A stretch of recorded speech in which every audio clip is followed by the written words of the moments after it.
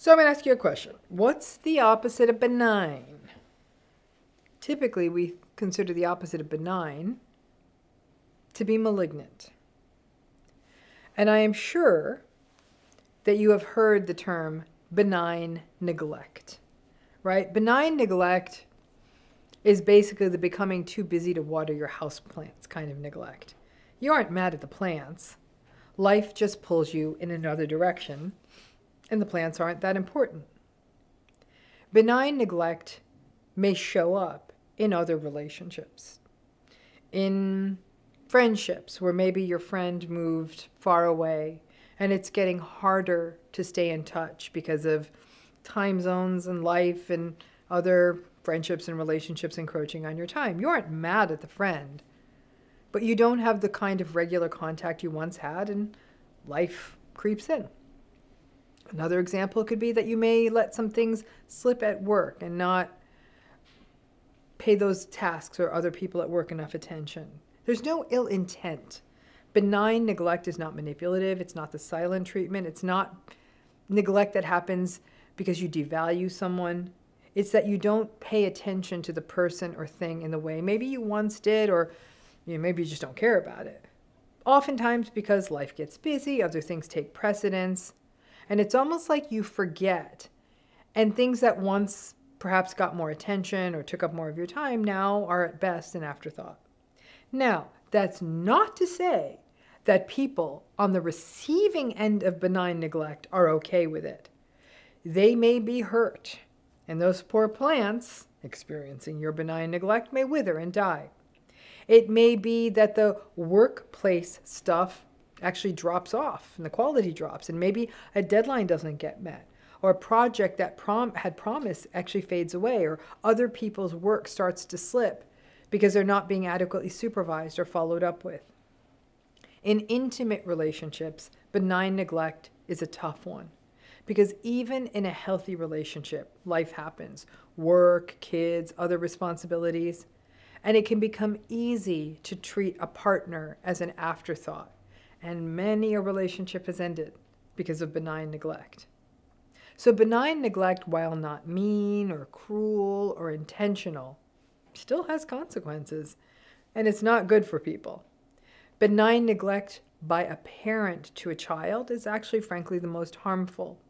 Because neglect in any form is not good for a child. But into adult, it can feel very confusing to look back at a disappointing or a meager childhood experience and recognize that it wasn't about a parent being cruel or mean or even behaving in the ways we see that narcissistic parents do, and that can mean that an adult child of a benignly neglectful parent may feel guilty about feeling let down by their childhood. The neglect was real. It being benign may make it feel a little less psychologically toxic, but it's still hurtful and it still affected you. So let's go to the opposite, right? Malignant. And that would mean then it would be malignant neglect. And yes, that's where all of you in narcissistic relationships get to fall when you do experience neglect, which is most of you. Narcissistic relationships are interesting because they're often sort of split in two directions. A sort of controlling over-focus that the narcissistic person has on the other person, you, in the relationship, and that alternates with them neglecting and having little interest and even recognizing that you are the separate human being that is sitting in front of them. So, what does malignant neglect look like? And this is not just limited to narcissistic relationships, but malignant neglect often happens in narcissistic relationships. Some examples are literally taking no notice of another human being, taking no notice of their emotions, their needs, their wants, even when the person is right in front of them and attempting to share with them. Malignant neglect can feel like a deliberate denial of your existence, or at least an absolute devalued, contemptuous disinterest in anything that's related to you. Malignant neglect can look like the narcissistic or the neglectful person always putting their own needs first, even when you are very much in need. For example, you are hungry, but they will require you to wait until they are hungry. You are very sick, but they make everything all about their little sniffles. Making a family go to a golfing destination on vacation, even though nobody else plays, and they're going to go off and play on their own and spend no time with their family.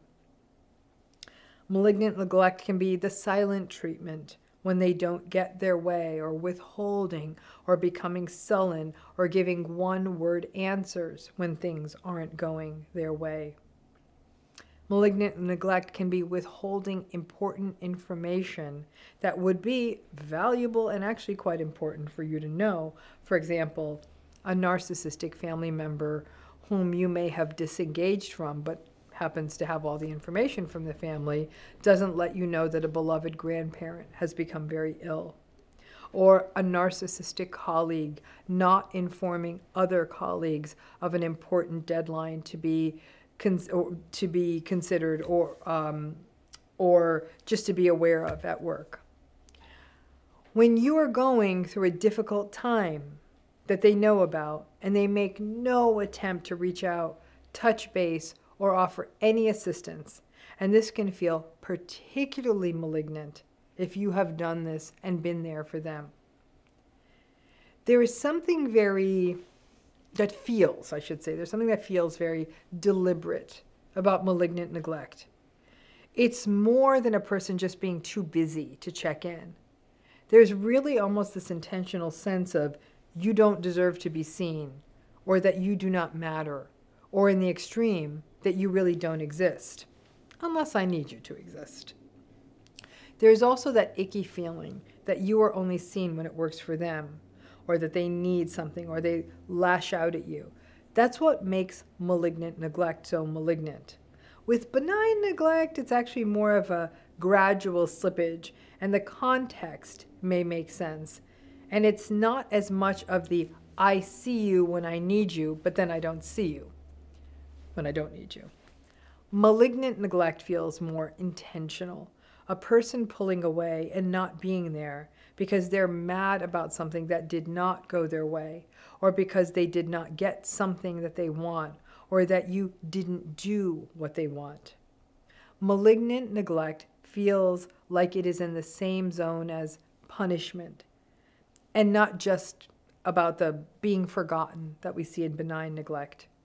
The best analogy is that in benign neglect, a person forgets to put enough food on your plate, or leaves out one of the dishes when they're serving you. In malignant neglect, they not only don't give you any food, but they eat their own food in front of you and tell you that you do have food in front of you, and what are you complaining about? That's an extreme example, but you get it. Neglect is a very difficult form of relationship behavior to understand. Listen, if someone hits you or pushes you or throws something at you or even yells at you, that's more clear, right?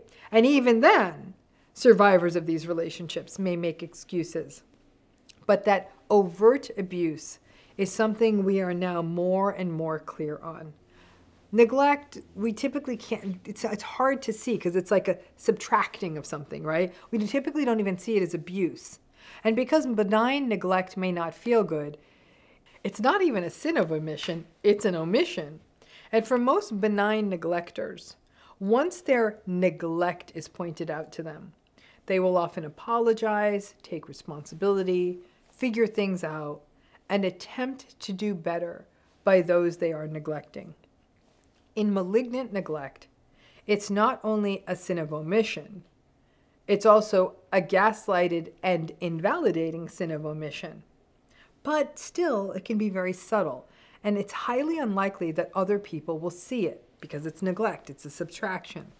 And since people in narcissistic relationships already doubt themselves about everything, the odds are that most folks experiencing malignant neglect will say, well, it couldn't be love bombing all the time. I mean, come on, relationships aren't like that, or people are busy, or maybe I'm being needy, etc. You know the list, right?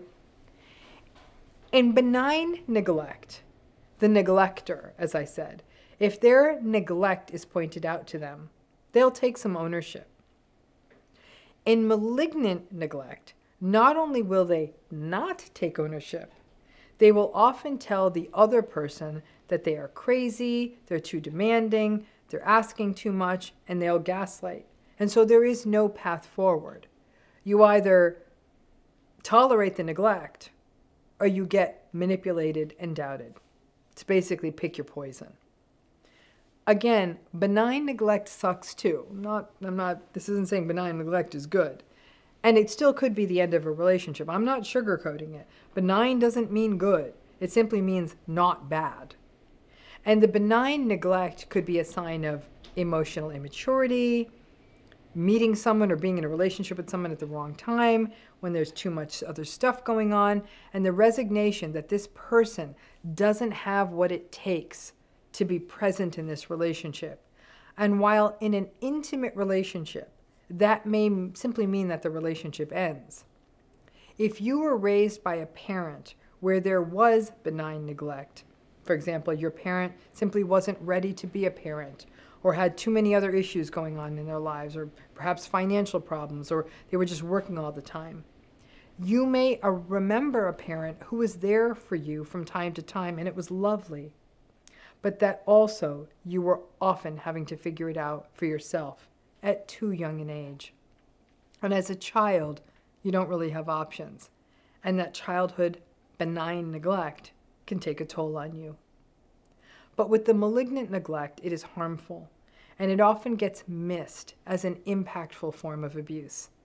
And while I don't think other people always get it, this is just a reminder that malignant neglect can not only really hurt you, but it can really have long-term effects and negatively affect your process of healing. That's not to say that you won't heal.